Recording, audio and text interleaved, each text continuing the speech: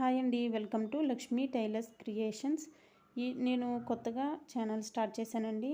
మీ support నాకు చాలా అవసరం. ఈ ఛానల్లో టైలరింగ్కి సంబంధించిన వీడియోస్ పోస్ట్ చేస్తాను.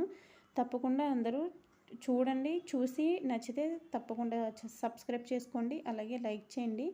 ఈరోజు నేను మీతో షేర్ చేసుకునే వీడియో వచ్చేసి మనం శారీకి పీకో చేసేటప్పుడు ఆ సైడ్స్ పీకో అన్నది రౌండ్గా రావాలంటే, నీట్గా రావాలంటే ఎట్లా కుట్టుకోవాలో నేను ఈరోజు వీడియోలో మీకు చెప్తానండి.